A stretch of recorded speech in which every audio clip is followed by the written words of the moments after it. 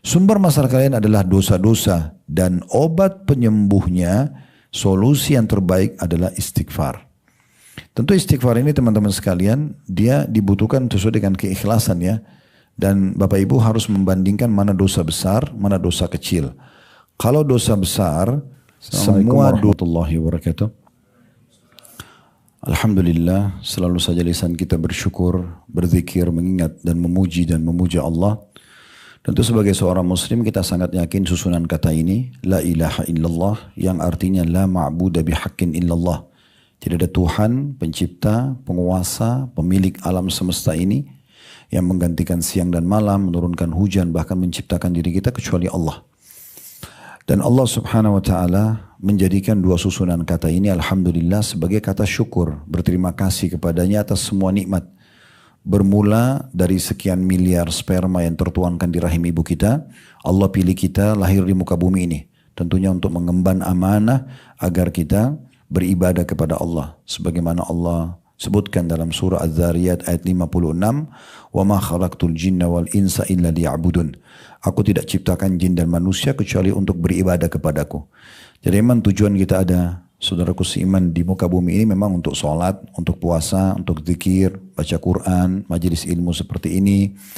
Misalnya haji, umroh, jihad, bakti sama orang tua, jenguk orang sakit. Yang ibadah-ibadah umumnya kaum muslimin tahu. Sementara makan, minum, tidur, olahraga itu adalah pernak-pernik kehidupan atau pelengkapnya saja. Kita jangan sampai melupakan tujuan utama kita diciptakan sehingga kita tinggalkan hanya karena pernak-pernik kehidupan. Dan itu memang tujuan kita diciptakan. Saya yakin kita pun siang ini atau sore ini duduk di sini karena kita ingin melakukan ibadah. Karena majelis ilmu adalah ibadah. Agar kita lebih mendekatkan diri kepada Allah, mengenal agamanya dan menerapkan dalam hidup kita. Tinggal bagaimana setiap orang di antara kita mempertahankan ini sampai wafat. Usahakan selalu saja berada dari ibadah ke ibadah yang lain. Sebagaimana Allah bilang, wa'bud rabbaka hatta ya'tiyakal yakin. Sembahlah Tuhanmu sampai datang kepadamu kematian. Dalam ayat lain, wala tamutunna illa wa antum muslimun. Jangan sampai kalian wafat kecuali dalam keadaan Islam. Selanjutnya kita panjatkan salam hormat kita kepada utusan Allah Nabi besar Muhammad sallallahu alaihi wa ala alihi wa sahbihi wasallam, sebagaimana Allah telah perintahkan kita untuk mengucapkan salam hormat tersebut. Mungkin untuk Ibu Dr. Devia dan suami, Bapak dan semua teman-teman yang ada di sini, kami pribadi sangat mendukung ya kajian-kajian yang diadakan di kantor, di rumah. Juga kalau ada di rumah, di masjid dekat rumah mungkin bisa dihadiri. Kita perlu tahu memang agama kita adalah agama ilmu. Tidak ada kebodohan dalam Islam, tidak ada sifat malas dalam Islam, tidak ada dendam dalam Islam. Semuanya kebaikan-kebaikan. Memang orang-orang muslim itu adalah para ilmuwan. Makanya menuntut agama, terutama ilmu agama, kewajiban. Nabi SAW mengatakan, talabul ilmi faridatun ala kulli muslim. Mempelajari ilmu agama adalah kewajiban bagi setiap muslim. Bukan pilihan. Bukan kapan saya mau, kapan saya ada waktu, tapi memang kita harus lowongkan untuk itu. Oleh karena itu, hal-hal yang seperti ini selalu kita hidupkan ya. Apalagi di masa sekarang, handphone kita sudah menjadi perpustakaan berjalan. Jangan disia-siakan. Lagi di kendaraan di jalan, lagi di rumah, lagi ada kesempatan walaupun cuma pakai headset, dengerin ceramah-ceramah, itu manfaatnya sangat besar. Para sahabat Nabi, mereka kalau ketemu, mereka seringkali mengatakan, ta'al nu'minu sa'ah. Ayo kita menambah iman kita sesaat. Ada di antara mereka yang membaca ayat Al-Quran, yang lain dengarkan, ada yang sebagian memberikan nasihat, yang lain menerima nasihat tersebut. Sehingga air mata mereka menyucur dan juga hati mereka menjadi lunak. Dan mereka akhirnya lebih banyak memaksimalkan waktunya dalam ibadah. Baik, kesempatan ini saya memberi tema, sebuah tema yang sederhana sebenarnya ya. Tapi saya melihat ini adalah hadiah, bonus, solusi dan jalan keluar dari semua permasalahan hidup kita. Musibah, penyakit, gangguan-gangguan makhluk, penyebab datangnya rezeki dari semua pintunya. Puncaknya kita akan mendapatkan tempat impian setiap orang beriman, yaitu surga. Bahasan kita tentang taubat. Taubat ini teman-teman sekalian adalah permohonan maaf kita kepada Allah atas kesalahan-kesalahan. Dan taubat ini akan mendatangkan dua manfaat. Yang pertama, kita akan selamat dari hukuman yang bisa datang karena pelanggaran itu. Contoh kalau teman-teman di sini yang bekerja misalnya, Kalau ada pelanggaran kita lakukan, telat datang, ada pekerjaan tidak diselesaikan, kan pelanggaran itu bisa mendatangkan konsekuensi peringatan. Mungkin kalau di kantor kan ada SP, surat peringatan 1, 2, kadang-kadang bahkan sampai pada tingkat di PHK atau dikeluarkan. Nah seperti itulah kurang lebih ya. Jadi kalau kita diputihkan kesalahan, dimaafkan, karena kita minta maaf misalnya, kita berjanji tidak akan mengulanginya, maka ada dua hal yang kita dapatkan. Yang pertama, kita selamat dari hukumannya. Kalau diputihkan berarti selamat dari hukuman. Tidak jadi dipotong gaji misalnya, tidak jadi dikeluarkan dan segala macam. Yang kedua, semua fasilitas yang tertahan karena pelanggaran itu akan kembali. Contoh misalnya tadinya karena kita sudah dapat SP, ya, dan kita belum minta maaf, maka bisa saja penaikan gaji, salary atau gaji misalnya ataupun jabatan itu akan tertunda karena kesalahan kita. Karena kita tahu di kantor itu yang akan dinaikkan gajinya, diberikan fasilitas tambahan itu justru orang-orang yang berprestasi. Jadi sebenarnya kalau kita istighfar dan taubat itu luar biasa. Kalau Bapak Ibu bilang astagfirullah, artinya saya mohon maaf ya Allah. Wa atubu ilai, dan saya taubat kepadamu, maksudnya janji tidak akan mengulangi. Ini aja. Dan makin sering kita ucapkan, maka makin bagus. Astagfirullah wa atubu ilaih. Terus kita ulang-ulangin gitu ya. Karena tidak ada yang lebih indah bagi seseorang dibandingkan dia lepas dari tuduhan-tuduhan. Lepas dari beban kesalahan dia. Dan itu caranya kalau dalam agama adalah istighfar dan taubat gitu ya. Allah menyebutkan banyak sekali dalam ayat Al-Quran tentang perintah segera beristighfar dan bertaubat. Ini diantaranya surah Al-Imran, surah nomor 3 ayat 133. Bunyinya begini. Wasari'u ila magfirati min rabbikum wa jannatin arduhas samawatu wal ardu iddat lil muttaqin. Berlumba-lumbalah kalian kepada pengampunan Tuhan kalian dan kejarlah surga yang luasnya seluas langit dan bumi, dijanjikan untuk orang-orang yang bertakwa atau orang yang patuh. Dalam ayat ini Allah bilang bersegera, jangan ditunda. Segera istighfar, segera minta maaf kepada Allah, segera taubat ya. Kalau dosa itu berhubungan dengan Allah, maka kita tinggal istighfar taubat lalu kita perbaikin ya. Kalau itu berhubungan dengan makhluk, kayak misalnya teman-teman pernah menggibah, gosip ya, pernah mencaci maki. Nah, itu kita harus minta maaf. Selain taubat pada Allah, minta maaf pada orang yang pernah kita sakiti.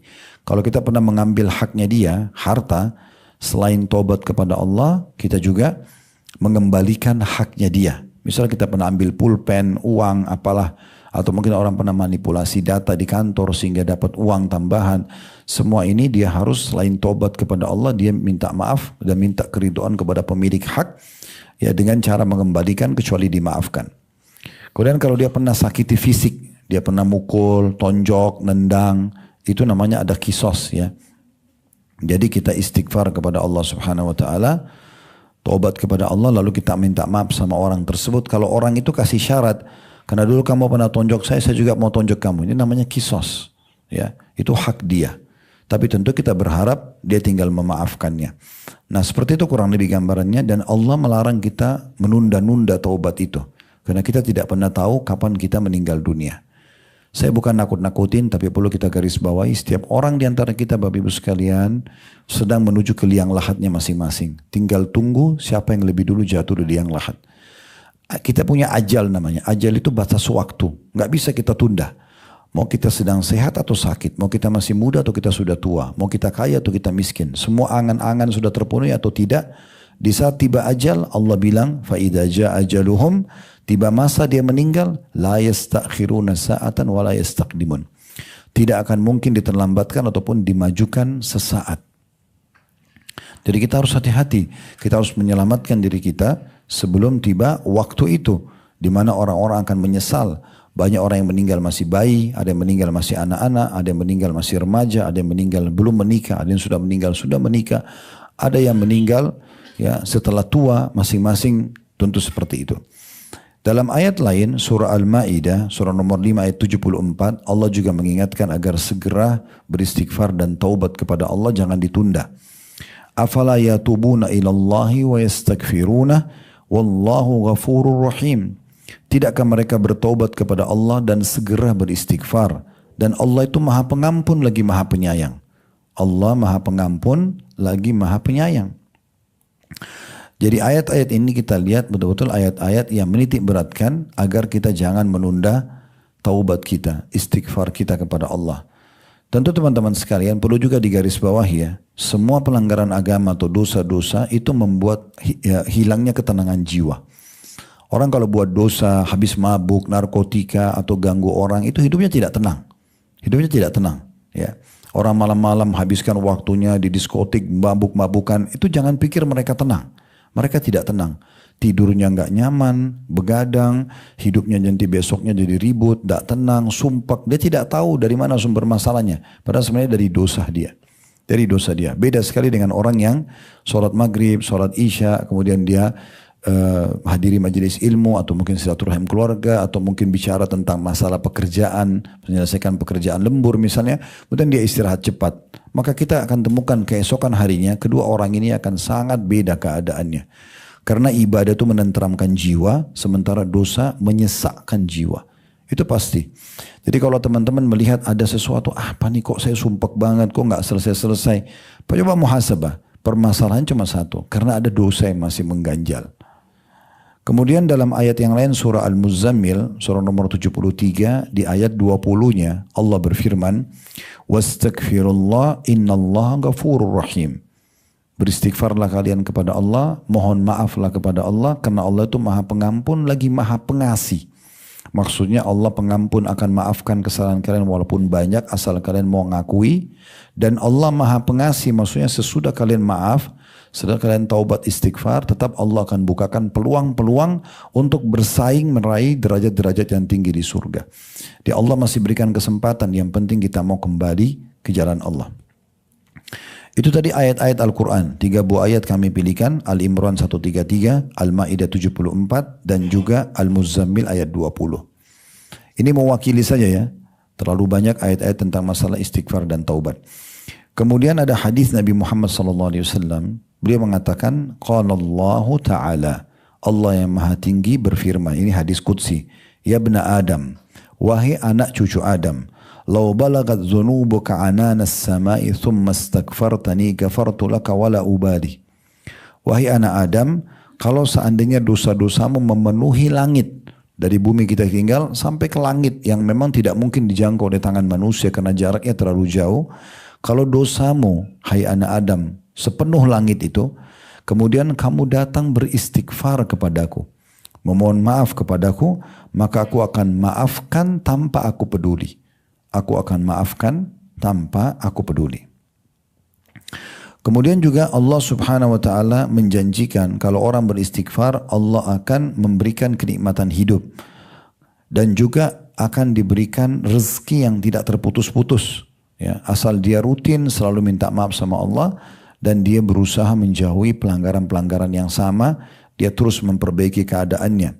Allah sebutkan dalam surah Hud, surah nomor 11 ayat 3. Wa anistaghfiru rabbakum thumma tubu ilaihi yumatti'kum mata'an hasanan ila ajalin musamma. Allah berfirman, dan istighfarlah kalian kepada Tuhan kalian. Tadi saya bilang di awal, kalau kita bilang astaghfirullah artinya saya mohon maaf ya Allah. Kalau kita tambah dengan wa atubu ilai, dan aku tobat kepadamu ya Allah, berarti aku janji tidak akan mengulanginya, gitu ya. Jadi kita menggabungkan keduanya. Kata Allah, dan beristighfarlah kalian kepada Tuhan kalian, maka dia otomatis akan memberikan kenikmatan kepada kalian yang terus menerus tidak terputus sampai batas waktu ajal datang. Ibnu Abbas radhiyallahu anhu berkata, memberi kalian kenikmatan yang baik adalah rezeki dan juga kelapangan hidup. Jadi subhanallah, orang yang dekat dengan Allah, banyak istighfar kepada Allah, walaupun mungkin keadaan ekonominya tidak terlalu mapan ya, tetap ada ketentraman jiwa, dia sehat-sehat saja, dia nyaman-nyaman saja. Kalaupun ada ujian datang, dia sangat mudah untuk bersabar melaluinya karena mengharap pahala dari Allah subhanahu wa ta'ala. Imam Qurtubi rahimahullah, seorang ulama yang lain berkata, inilah buah daripada istighfar dan taubat, yaitu Allah memberikan kalian kenikmatan berupa keluasan rezeki dan juga kelapangan hidup. Nabi SAW juga bersabda, menjanjikan bagi orang yang banyak istighfar dan taubat kepada Allah di dalam hadis yang diriwayatkan Ahmad dan Ibnu Majah. Kata Nabi SAW, man akthara istighfara ja'alallahu lahu min kulli diqin makhraja. Siapa yang memperbanyak istighfar, Allah akan berikan kepadanya jalan keluar dari semua kesempitan. Wa min kulli hammin faraja. Dan dari setiap kesedihan, itu juga kegembiraan. Wa razaqahu min haitsu la yahtasib. Dan Allah akan berikan rezeki dari tempat tidak disangka-sangka. Ibnu Taimiyah rahimahullah seorang ulama berkata, kadang-kadang ada permasalahan yang aku tidak temukan jalan keluarnya. Dan aku sesak dengan itu. Lalu aku beristighfar kepada Allah SWT sampai 1000 kali. Akhirnya aku menemukan jalan keluarnya. Kalau pernah dengar kisah ini alhamdulillah. Kalau belum pernah dengar ada kisah yang masyhur. Ada kisah tentang Imam Ahmad, seorang ulama madhab ya. Kita punya ada 4 madhab yang diikuti oleh ahli sunnah wal jamaah di dunia. Ada Imam Abu Hanifah dikenal dengan madhab Hanafiyah. Mayoritasnya itu di India, Pakistan gitu ya. Kemudian ada madhab Malikiyah, ini biasanya di Afrika, Imam Malik. Kemudian ada madhab Syafi'iyah, Asia Tenggara, Imam Syafi'i. Dan ada madhab Imam Ahmad atau Hanabilah. Nah, Imam Ahmad ini pernah punya kisah.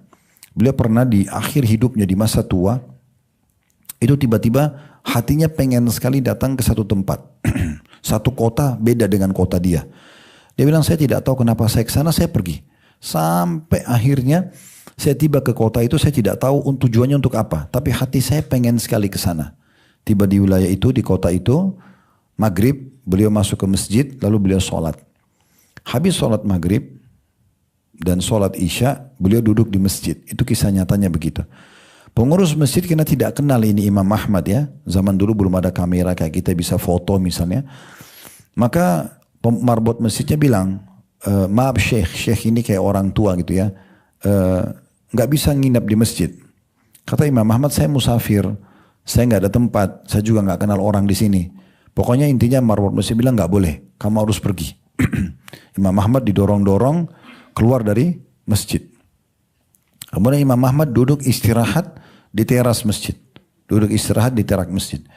Begitu beliau duduk di teras masjid, Imam marbot masjid datang lagi. Dia mengatakan tidak bisa, tidak bisa. Lalu Imam Ahmad didorong ke jalan. Rupanya di sebelah masjid ada satu penjual roti. Penjual roti ini bilang waktu lihat Imam Ahmad, hai Syekh. Syekh itu kayak orang tua gitu ya. Silakan mampir ke tempat saya. Imam Ahmad pergi ke tempat penjual roti itu karena dia tidak kenal orang di kota itu dan dia juga tidak tahu dia ke situ untuk apa gitu. Nanti dia datang ke tempat penjual roti baru dia sadar ya kenapa dia Allah gerakkan datang ke kota itu.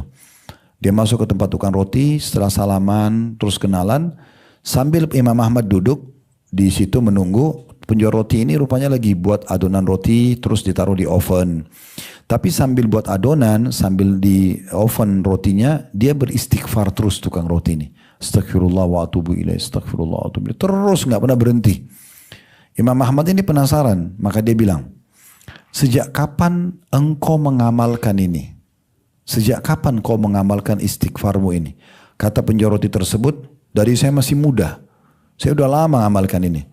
Kata Imam Ahmad, apa hasilnya? Kata dia, kata penjual roti itu, apapun yang saya minta Allah kabulkan. Apa saja yang saya minta Allah kasih karena saya banyak istighfar. Dia bilang kecuali satu. Ada permintaan saya belum saya temukan. Yaitu saya minta dipertemukan sama Imam Ahmad. Saya minta dipertemukan sama Imam Ahmad. Imam Ahmad mengatakan, Maha Suci Allah. Saya sekarang dapat jawabannya kenapa saya tinggalkan kota saya dan datang ke kota kamu ini. Karena istighfar mula yang mendorong saya datang ke tempat ini. Allah menggerakkan Imam Ahmad datang ke tempatnya penjual roti ini karena dia banyak istighfar dan dia jadikan istighfarnya sebagai penyebab agar hajatnya dikabulkan. Yaitu Imam Ahmad atau dia bertemu dengan Imam Ahmad. Saya berapa kali dipertemukan sama beberapa orang jamaah kita. Ini kisah nyatanya gitu setelah saya disebarluaskan cerita tadi yang saya sampaikan. Ini kisah sahih. Maka ada beberapa datang kepada saya. Terakhir pun saya kemarin dari kota Makassar Tabil Akbar pekan lalu ini. Ketemu juga anak muda dari Pekanbaru ya. Kami turun, dia juga turun. Sebelumnya banyak sekali juga saya temuin yang seperti itu. Mereka bilang, Ustaz terima kasih Ustaz, jazakallah khair. Kami dengar cerita, saya dengar cerita tentang Imam Ahmad dan penjual roti. Dan saya istighfar kepada Allah, saya amalkan untuk bisa ketemu sama Ustaz. Ini sekarang ketemu. Bahasa dia begitu. Dan hampir semua sama. Maksudnya Yang kita yang titik beratkan teman-teman sekalian, perbanyak istighfar, permohonan maaf kepada Allah. Allah berikan jalan keluar, Allah berikan rezeki, Allah berikan hal-hal yang di luar daripada ekspektasi kita. Maka jangan pernah berhenti lisannya, selalu astagfirullah, waktu lagi di lift, lagi di tangga, lagi di kendaraan. Kecuali kita ada kesibukan, oke. Tapi lagi kosong, perbanyak istighfar ini, sebagaimana sudah kita bacakan tadi ya. Kata Nabi SAW, siapa yang memperbanyak istighfar, Allah akan jadikan baginya dari setiap kesempitan jalan keluar, dari setiap kesedihan kegembiraan, dan Allah akan berikan rezeki dari tempat tidak disangka-sangka. Di dalam sebuah hadis yang lain, kata Nabi SAW diriwayatkan oleh Bukhari Muslim, "Idza aznabal abdu dzamban", kalau seorang hamba berbuat dosa, faqala, lalu dia berkata, "Allahumma gfirli", ya Allah maafkanlah aku, istighfar kepada Allah.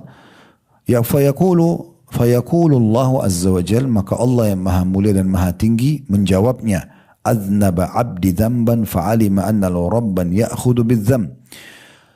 Sesungguhnya hamba ini berbuat dosa, tapi dia meyakini dan menyadari ada Tuhan yang akan menghukum dosa itu. Wa yakfir dzam abdi, dan juga sekaligus bisa memaafkan setiap pelanggaran. Kalau orang bilang astagfirullah, berarti dia tahu ada Allah yang akan menghukum dia. Tapi dia juga tahu di satu sisi dengan istighfar bisa dimaafkan. Maka Allah berfirman kepada hamba tadi yang berbuat dosa lalu istighfar atau kembali kepada Allah, "I'mal ma syi'ta faqad ghafartu lak". Sekarang setelah istighfar ini dosamu sudah saya maafkan, sekarang boleh kamu berbuat ke depannya yang baik. Jadi di sini luar biasa itu. Ada seorang sahabat bernama Hudzaifah radhiyallahu anhu, dia mengatakan, "Ya Rasulullah, saya ini kadang-kadang punya sikap-sikap yang kurang pantas gitu kepada keluarga saya.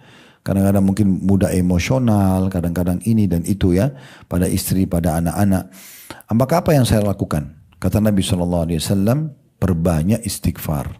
Atau dari mana kamu? Dari istighfar. Jadi Nabi SAW mengingatkan masalah itu. Ini bukan berarti kita boleh kasar sama keluarga, tapi maksudnya kalau ada orang yang melakukan dosa kadang-kadang dia tidak sadar pun tetap membutuhkan istighfar agar dia bisa aman gitu ya. Rasulullah SAW ya mengatakan juga kepada Hudzaifah dalam riwayat lain, "Mana kamu dari istighfar? Kenapa kau tidak selalu mengatakan astagfirullah wa atubu ilaih?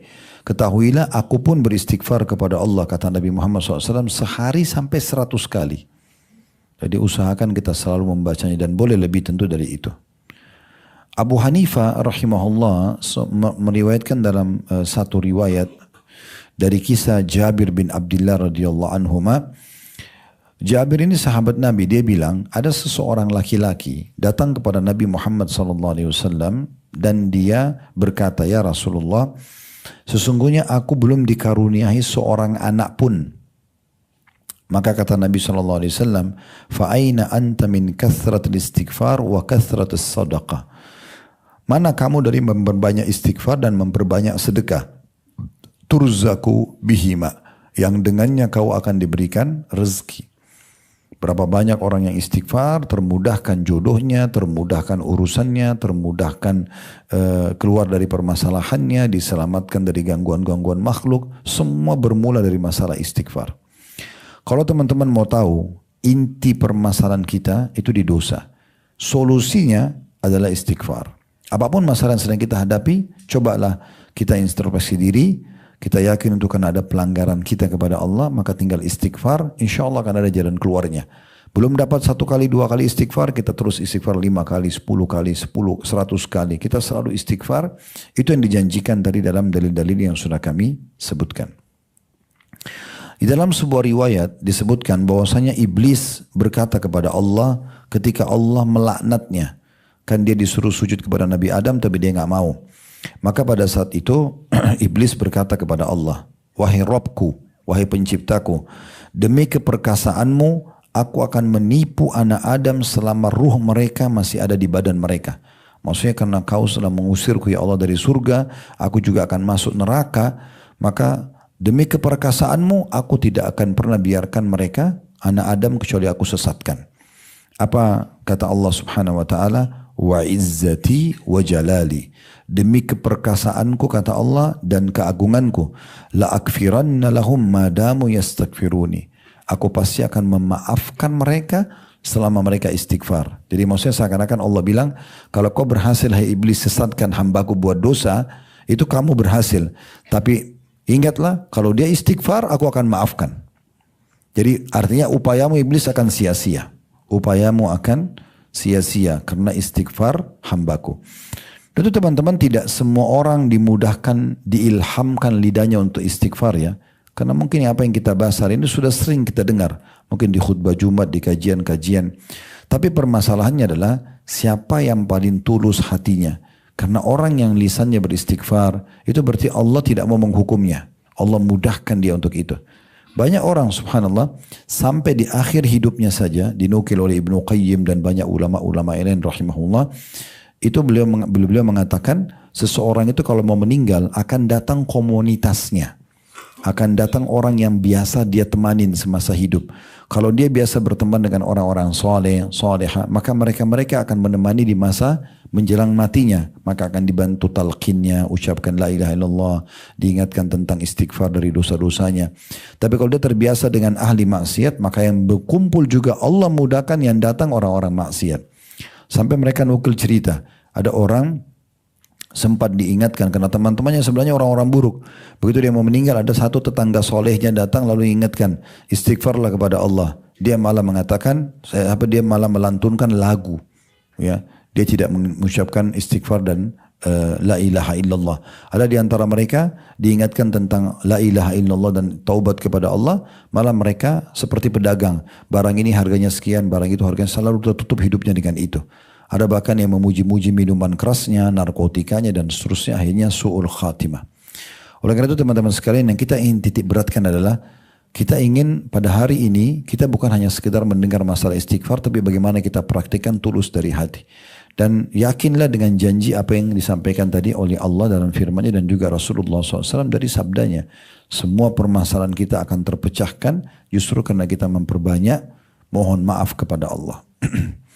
Dalam sebuah hadis Abu Sa'id Al-Khudri radhiyallahu anhu, beliau mengatakan Rasulullah SAW bersabda, ini usahakan mulai hari ini diamalkan kalau mau tidur malam ya, ada zikir mau tidur, salah satunya ini, memperbanyak atau membaca istighfar lafaz yang akan saya ajarkan sebentar lagi, itu dibaca 3 kali.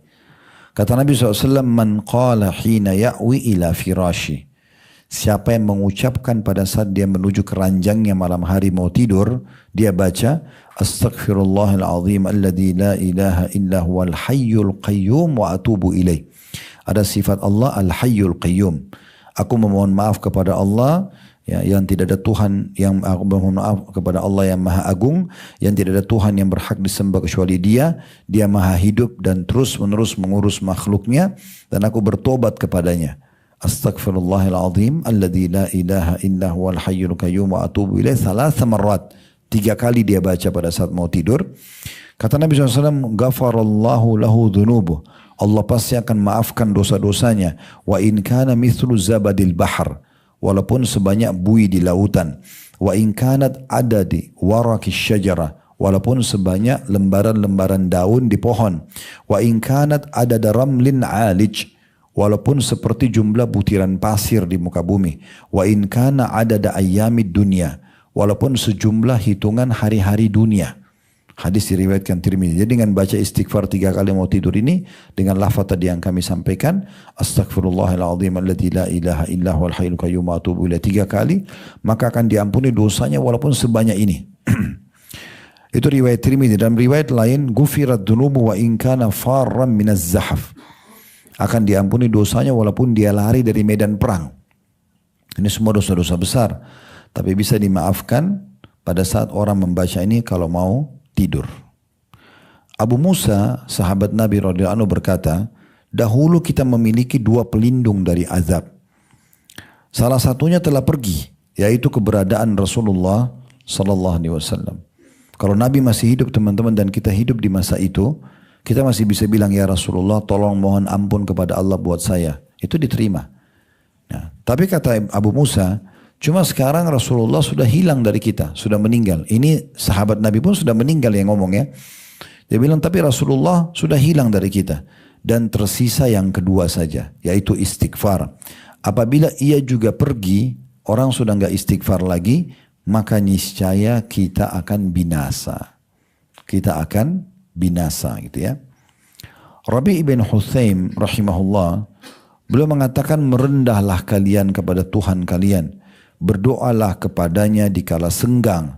Karena Allah telah berfirman dalam hadis qudsi, man da'ani fir rakha'i ajabtuhu fi syiddah.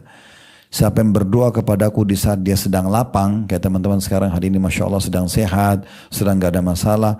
Tapi kita tetap berdoa sama Allah, ya, kita hadap kiblat, baca dengan Alhamdulillah, mulai puji Allah, wassalatu wassalamu ala Rasulillah, lalu baca salawat kepada Nabi SAW, lalu sampaikan hajat. Siapa yang berdoa di saat dia lagi lapang, maka aku akan memenuhi ya hajatnya di waktu dia sedang sempit, lagi susah gitu ya. Jadi siapa yang mau pada saat dia lagi ada masalah menemukan jalan keluar, ya dia harus banyak berdoa di masa lapang. Wa man sa'alani a'taitu, siapa yang selalu mohon kepadaku kata Allah, aku akan berikan.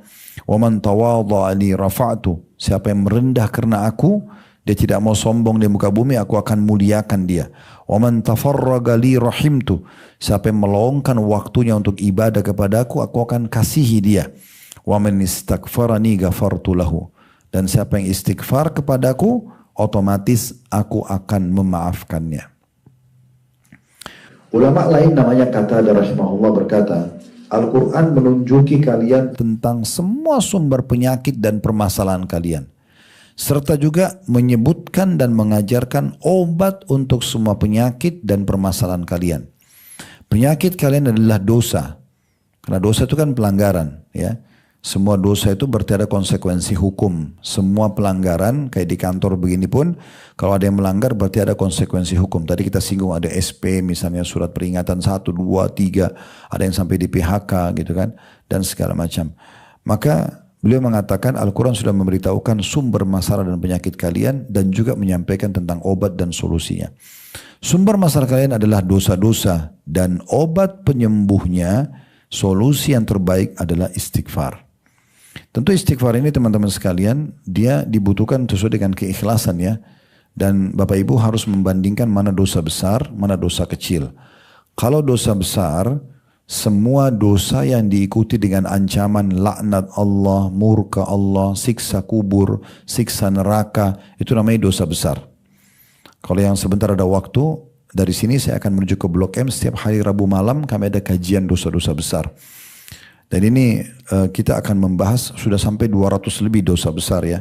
Nah kalau dosa besar, yaitu pelanggaran yang Allah larang tidak boleh dilanggar, yang diikuti ancaman. Caranya kata Imam Nawawi, tobatnya dengan 3, yaitu kita meninggalkan dosa itu seketika. Misal lagi zina, lagi riba, kita berhenti. Tinggalkan seketika. Yang kedua, menyesali. Yang ketiga, janji sama Allah tidak akan mengulanginya. Baru tobatnya diterima. Jadi harus penuhi 3 syarat. Berhenti dari dosa itu, sesali, janji sama Allah tidak akan mengulanginya. Tapi kalau dosa kecil, larangan-larangan yang tidak diikuti dengan ancaman, ini akan dibersihkan dengan istighfar, dibersihkan dengan sholat, dengan puasa, dengan zikir, dan semua ibadah-ibadah bisa membersihkan dosa-dosa kecil. Tapi kedua dosa ini harusnya kita mohon maaf kepada Allah subhanahu wa ta'ala. Ali radhiyallahu anhu sahabat Nabi berkata, yang aneh adalah orang itu binasa padahal keselamatan ada bersamanya. Lalu beliau ditanya, apa yang anda maksudkan dengan keselamatan? Saya ulangi lagi, beliau bilang, yang aneh orang binasa, orang celaka, orang susah, orang sengsara dan sedih, itu sementara ada keselamatan bersamanya. Harusnya tidak terjadi pada hidupnya. Maka beliau ditanya, apa keselamatan yang anda maksudkan? Kata Ali, istighfar. Kata Ali, istighfar. Beliau juga berkata, tidaklah seorang hamba diilhamkan oleh Allah subhanahu wa ta'ala untuk istighfar, sementara Allah hendak mengazabnya. Tadi kan sempat saya bilang, kalau teman-teman lisannya masih mau berzikir, masih mau berdoa, berarti Allah masih memilih dia menjadi orang yang baik. Karena subhanallah ada orang sehat, tapi tidak pernah berzikir, tidak pernah terfikir di benaknya, di hatinya. Tidak ada sentuhan sama sekali. Maka orang seperti ini tentu berarti masih jauh dari Allah subhanahu wa ta'ala. Luqman Al-Hakim, kalau pernah dengar ya, ada surah Luqman dalam Al-Quran, itu orang soleh dulu. Dikenal dengan Al-Hakim, maksudnya orang yang bijaksana sekali.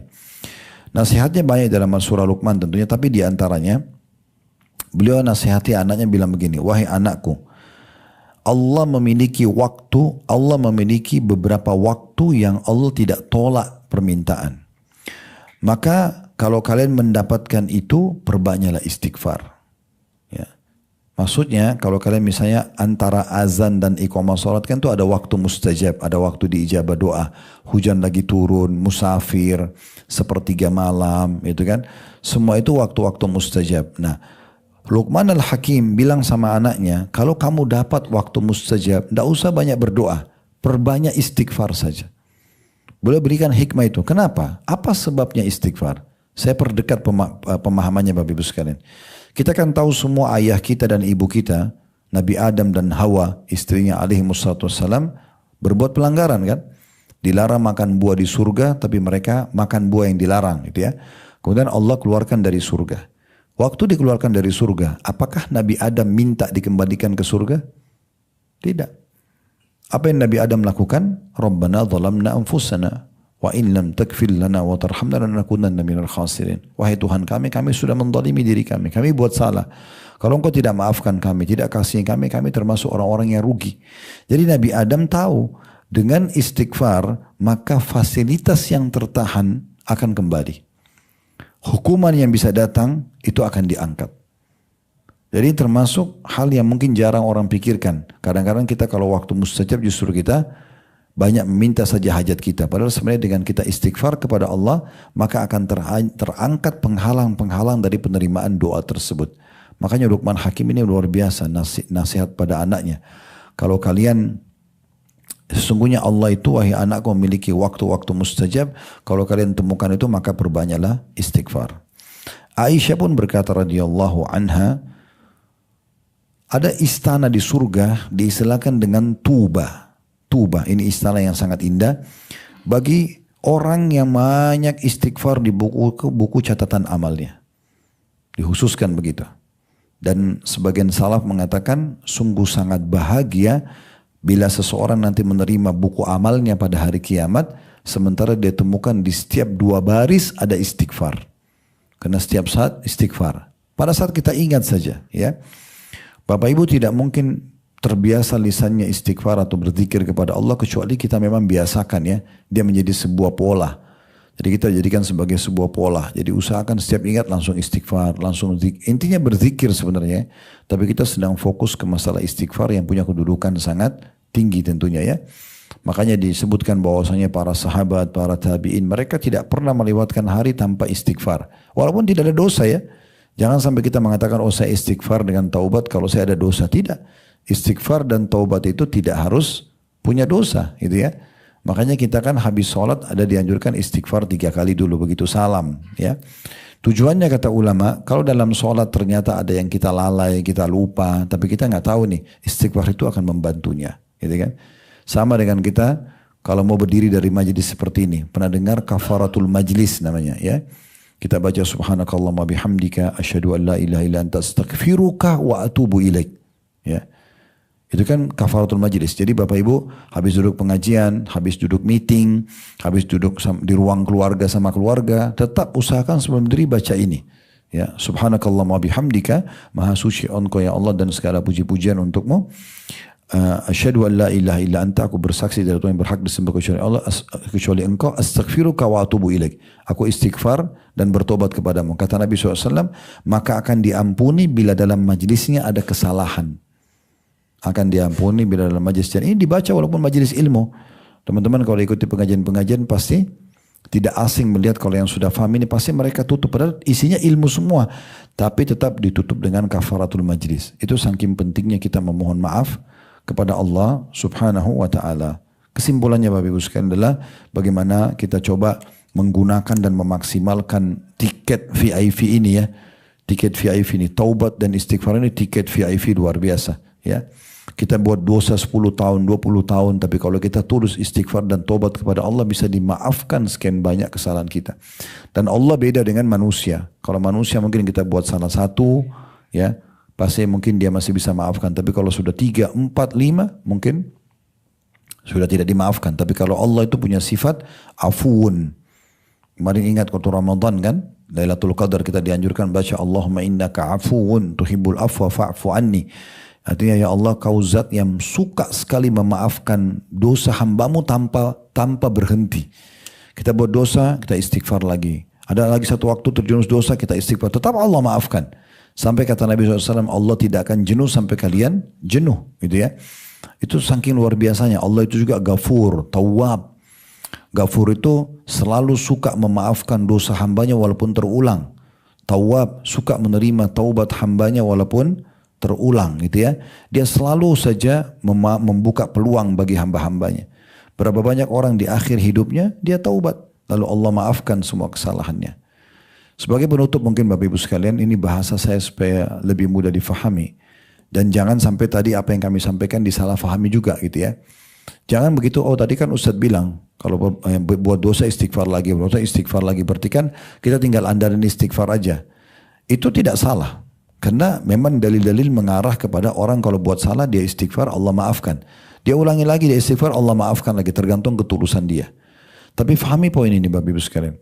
Daripada Anda ulang-ulangi dosa, lebih bagus Anda melakukan kebaikan. Karena berbuat dosa bisa saja ada konsekuensi hukuman. Bisa saja kita tidak sempat taubat sesudahnya.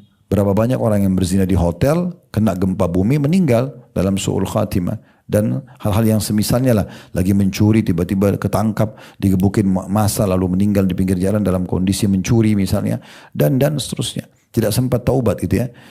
Jadi kita menggunakan taubat dan istighfar ini pada tempatnya, bukan kita jadikan bahan mainan. Daripada kita selalu cuma tahu buat dosa istighfar, lebih bagus kita setelah taubat istighfar kita menjadi orang yang baik dalam ibadah. Surga itu Bapak Ibu sekalian derajatnya banyak sekali, bertingkat-tingkat. Ini yang membuat orang berbeda adalah amal soleh, bukan dosa.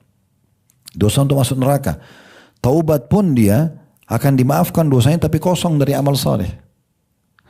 Jadi kalau kita sibukkan diri dengan amal soleh, malah itu yang paling tepat. Karena nanti yang bedain derajat kita sama teman-teman kita di surga itu adalah amal soleh kita.